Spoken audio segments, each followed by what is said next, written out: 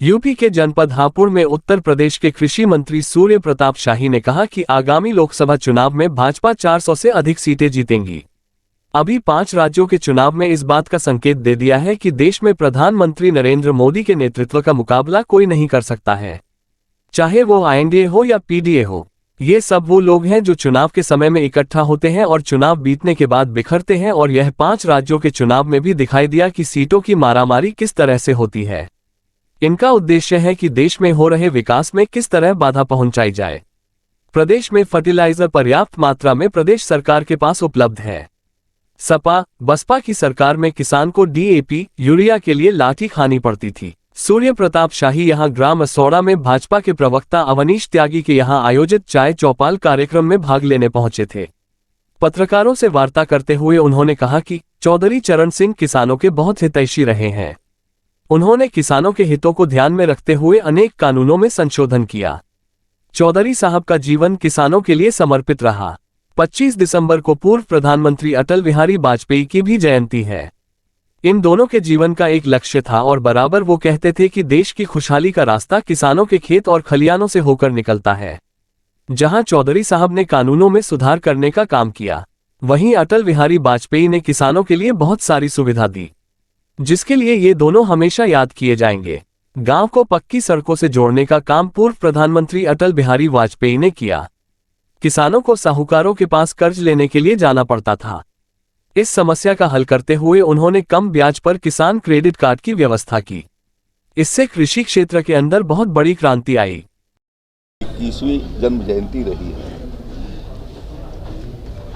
इसलिए मैं सबसे पहले चौधरी चरण सिंह जी को, जो भारत के पूर्व प्रधानमंत्री और उत्तर प्रदेश के पूर्व मुख्यमंत्री रहे हैं और किसानों के बहुत हितैषी रहे और पूरे जीवन पर्यंत उन्होंने किसानों के हितों के संवर्धन के लिए अनेक कानूनों के भीतर संशोधन किया और उनको सुविधाएं दी।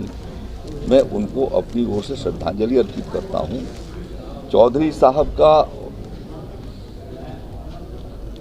जीवन किसानों के लिए समर्पित रहा और कल आने वाले कल को पंडित अटल बिहारी वाजपेयी जी की जन्म जयंती है। कल वहाँ पर मैं रहने वाला हूँ, उनके गांव बटेश्वर में। मैं उनको आज ही उनको उसके पूर्व अवसर पर श्रद्धांजलि देता हूँ। इन दोनों का यह जीवन का एक लक्ष्य था और बराबर वो कहते थे कि देश के खुशहाली का रास्ता किसानों के खेत और खलिहान से होकर के गुजरता है। जहां उन्होंने कानूनों में चौधरी साहब ने सुधार करने का काम किया, अटल बिहारी वाजपेयी जी ने किसानों के लिए बहुत सारी सुविधाएं खड़ी की, जिसके लिए मैं वो हमेशा ये दोनों याद किए जाएंगे। गांव को पक्की सड़कों से जोड़ने का काम आदरणीय पूर्व प्रधानमंत्री अटल बिहारी वाजपेयी जी ने किया। साथ साथ में किसानों को, जिन्हें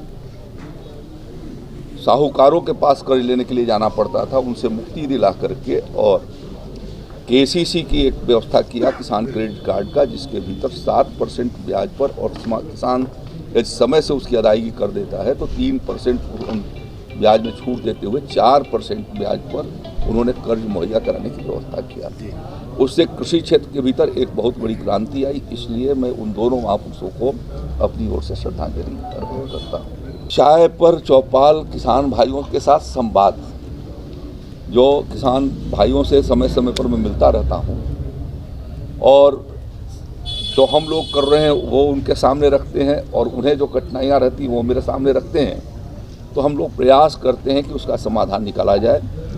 कल इस पश्चिमी क्षेत्र के भीतर आदरणीय मुख्यमंत्री जी योगी आदित्यनाथ जी 2 जनपदों के भीतर रहे, मुरादाबाद के बिलारी में रहे और बिजनौर के नजीबाबाद में रहे, और लखनऊ के भीतर भी हम लोगों ने किसानों को बुलाया था, जहां पर किसानों के साथ जो है उनको सम्मानित करने का काम किया। पूरे प्रदेश में कल चौधरी साहब के जन्मदिन के अवसर पर लगभग 6000 स्थानों पर किसानों को, 6000 से ज़्यादा किसानों को सम्मानित करने का काम किया। जिनको राज्य स्तर पर किया था उन्हें विभिन्न श्रेणियों के भीतर खाद्यान्न में अलग अलग खाद्यान्नों के लिए, सब्जी उत्पादन की दृष्टि से, साथ में जिन महिलाओं ने अच्छा प्रदर्शन किया था उनको भी, और कृषि उत्पादक संगठनों को, और जिन कृषि विज्ञान केंद्रों ने अच्छा काम किया था उनको, ऐसे 57 लोगों को हम लोगों ने कल राज्य स्तर पर सम्मानित किया था। जिसमें प्रथम पुरस्कार 1 लाख रुपए का, द्वितीय पुरस्कार 75,000 रुपये का और तृतीय पुरस्कार 50,000 रुपये का दिया था।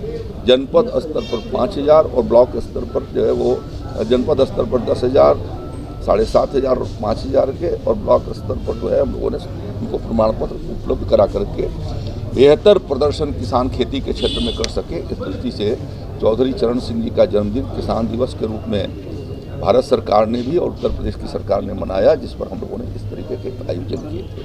तो इन आयोजनों में किसानों के साथ संवाद करने का भी अवसर मिलता है, और जैसे जैसे हम लोग किसान से मिलते हैं उनकी कठिनाइयाँ रहती रहीं, उनका समाधान भी किया है। और यहाँ के अनेक मिलों पर हमने, गाजियाबाद के भी मिलों पर आकर के हम लोगों ने दिन भर के धरने या 24 घंटे के धरने दिए थे, वहाँ सभाएं आयोजित किया था।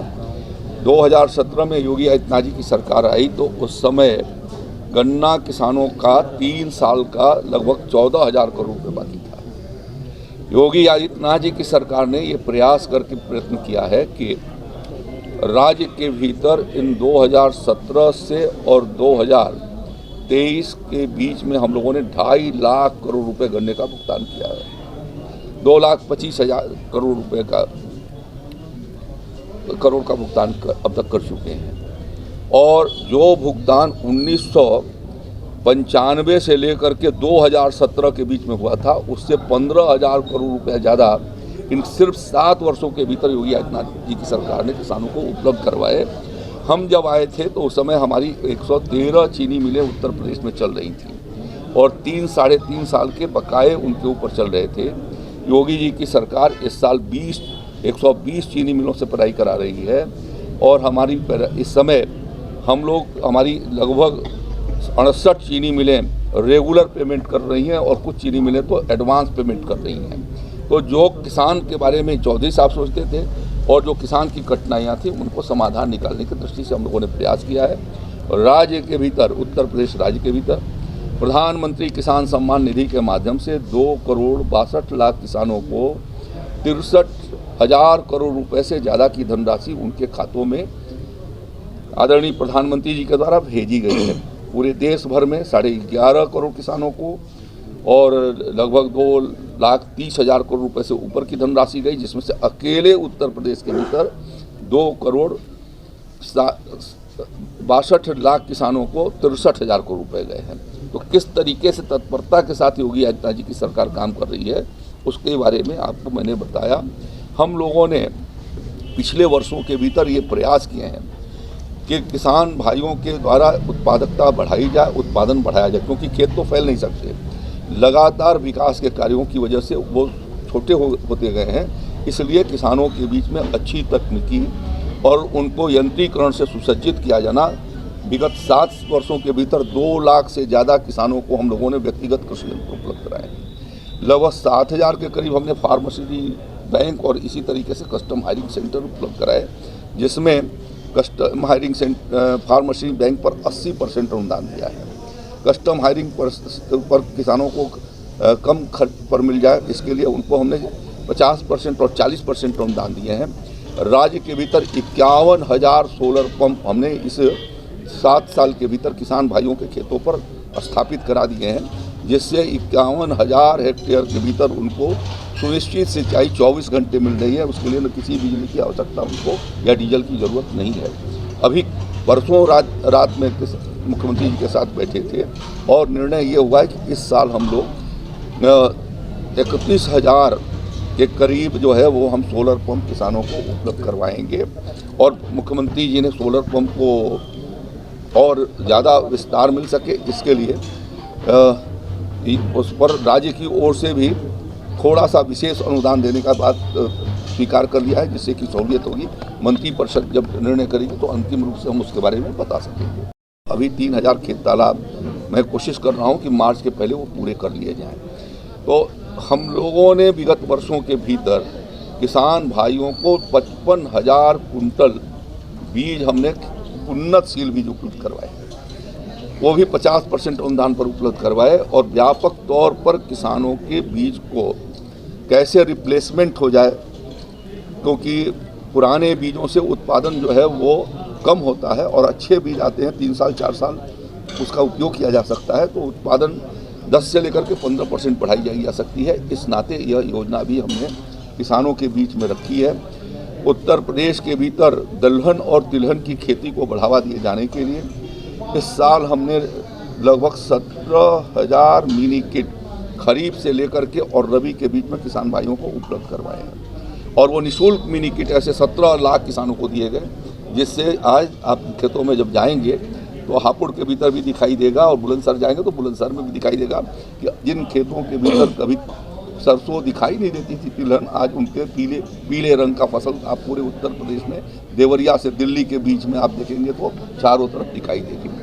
क्योंकि हमारा देश अभी भी 1,30,000 करोड़ रुपए से ऊपर का तेल आयात करता है, जिसके से जब तेल की कीमतें बढ़ती हैं तो आप शोर मचाते हैं, लेकिन देश वो तो खेत से निकलेगा, खेत में जब तक पैदा नहीं कराया जाएगा तब तक तेल कीमतें ठीक नहीं हो सकती। आदरणीय प्रधानमंत्री जी ने तिलहन का MSP न्यूनतम समर्थन मूल्य 2014 के तुलना में लगभग 2 गुना कर दिया है और इसी तरीके से दलहन का भी 2 गुना से 2.5 गुना किया है। उत्तर प्रदेश की योगी आदित्यनाथ जी की सरकार ये प्रयास कर रही है कि जो प्रधानमंत्री जी ने कहा है कि 2047 तक देश को विकसित भारत बनाना है और आत्मनिर्भर बनाना है, उस दृष्टि से पिछले वर्षों से ही हम लोगों ने राज्य के भीतर विशेष रूप से दलहन और तिलहन उत्तर प्रदेश राज्य दलहन और तिलहन योजना को शुरू किया और जिसके माध्यम से हम किसान भाइयों को निःशुल्क मिनी किट उपलब्ध करा करके दलहन और तिलहन में हमारा उत्तर प्रदेश आत्मनिर्भर हो सके और देश की आत्मनिर्भरता में योगदान दे सके, यह प्राथमिकता के साथ हम काम करा रहे हैं। इसी तरीके से प्राकृतिक खेती के लिए लगभग 1,80,000 हेक्टेयर के भीतर नमामि गंगे योजना के भीतर, परंपरागत कृषि विकास योजना के भीतर और साथ साथ में बुंदेलखंड प्राकृतिक खेती के भीतर मिला करके 1,80,000 किसानों के यहाँ हम लोगों ने इस योजना से जोड़ा है और उतने लगभग 2 लाख हेक्टेयर के भीतर हम इस प्रकार का प्रयास कर रहे हैं कि वो प्राकृतिक विधि से खेती हो। आदरणीय हमारे भारत भूषण त्यागी जी यहाँ पर बैठे हुए हैं और इनका पिछले 4-5 वर्षों से ये प्राकृतिक खेती कर रहे हैं और इसी नाते इनको पद्म विभूषण से सम्मानित आदरणीय प्रधानमंत्री जी राष्ट्रपति जी ने किया भारत सरकार के रिकमेंडेशन पर। उत्तर प्रदेश राज्य के भीतर ऐसे 4 किसान हैं जिनको मोदी जी की सरकार आने के बाद उनको पद्मश्री से जो है उनको सम्मानित किया गया है। तो यो मोदी जी की सरकार गांव से लेकर के किसान तक सबकी चिंता कर रही है और किसानों में भी जो बेहतर प्रदर्शन कर रहे हैं उनको पहली बार ऐसा मौका मिल रहा है कि जो उनको जो है वो पद्मश्री से सम्मानित करके और उनको एक राष्ट्र गौरव के रूप में उनको प्रदान किया जा रहा है। तो ये देश की क्षमता को विकसित करने का, उजागर करने का जो प्रधानमंत्री जी का कार्यक्रम है, उत्तर प्रदेश की योगी आदित्यनाथ जी की सरकार ठीक उसी प्रकार से उत्तर प्रदेश में उसको विधिवत तरीके से क्रियान्वित कर रही है, जिसकी वजह से आज उत्तर प्रदेश का प्रतिवर्ष 100 लाख मीट्रिक टन उत्पादन हमारा बढ़ा है और हम राष्ट्रीय खाद्य सुरक्षा में एक बड़ा योगदान दे रहे हैं।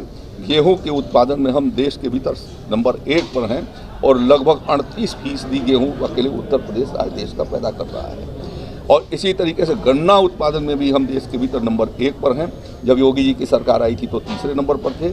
हमारे जो प्रयास ये हुए हैं कि हम समय पर उनको खाद, बिजली और सिंचाई की सुविधा उपलब्ध करवाएं, उसका एक बूम आया है उत्तर प्रदेश के कृषि के क्षेत्र में और उसके लिए मैं किसान भाइयों को अपनी ओर से धन्यवाद देता हूं। राज्य के भीतर इस समय पर्याप्त मात्रा में हमारे पास फर्टिलाइजर उपलब्ध है। Metric ton NPK 1,88,000 metric ton और SSP 1,95,000 मेट्रिक टन, पोटास भी हमारे पास 55,000 मेट्रिक टन है। तो इस तरीके से 20 लाख मेट्रिक टन का मतलब ये हो गया कि 2 करोड़ से ज़्यादा 20 करोड़ बोरे हमारे पास फर्टिलाइजर के हैं और इसीलिए आज प्रदेश के भीतर कहीं किसानों की लाइन नहीं लगती है, न ऊंचे कीमतों पर फर्टिलाइजर बिक पाती है। हमारी आने के पहले समाजवादी पार्टी की सरकार में अखिलेश यादव जी की सरकार रही हो या मायावती जी की सरकार रही हो, किसान को DAP NPK यूरिया लिए जाने के लिए लाठियां खानी पड़ती थी और 15-15 दिन इंतजार करने के बाद भी नहीं मिलता था।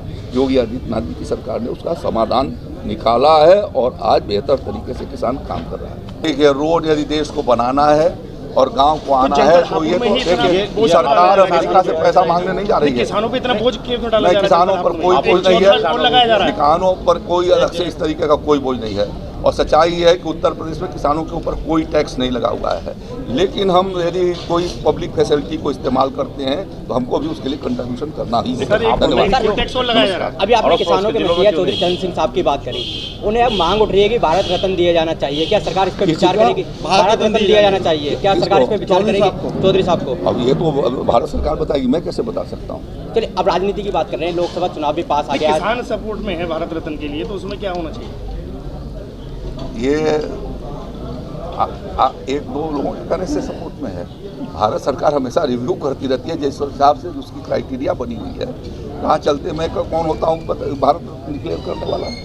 आपने सर भारत सरकार की योजना बताई तो मैं पत्रकार नहीं हूँ। कैबिनेट में सर आप भी हैं। पत्रकार आजाद है कि कुछ भी बोल सकता है। मांग उठ रही है तो उसका आप कैबिनेट में आप भी हैं। मैं पत्रकार नहीं। अच्छा चलिए, लोकसभा चुनाव पास में आ रहा है तो क्या मेरी परिधि के भीतर उतना मैं बोल सकता हूँ। लोकसभा चुनाव को लेकर क्या कहें? लोकसभा के चुनाव में भारतीय जनता पार्टी 400 सीटें जीतेगी लोकसभा के लिए, और अभी 5 राज्यों के चुनाव ने इस बात का संदेश पुष्ट कर दिया है कि देश में प्रधानमंत्री नरेंद्र मोदी जी के नेतृत्व का मुकाबला कोई नहीं कर सकता, चाहे वो INDA हो या चाहे PDA हो। ये सब वो लोग हैं जो चुनाव के समय इकट्ठा होते हैं, चुनाव बीतने के बाद बिखरते हैं, और ये उन राज्यों के चुनाव में भी दिखाई दिया कि सीटों की मारामारी जिस तरीके से किया वो देश के जनता से विश्वास खो चुके हैं। वो सब वो लोग हैं जो भ्रष्टाचारी जमात के अगुवा थे और एक जगह इकट्ठा हो गए हैं कि किसी तरीके से देश के हो रहे विकास कार्यों में बाधा पैदा किया जाए। यही उनका उद्देश्य है, बाकी कुछ नहीं।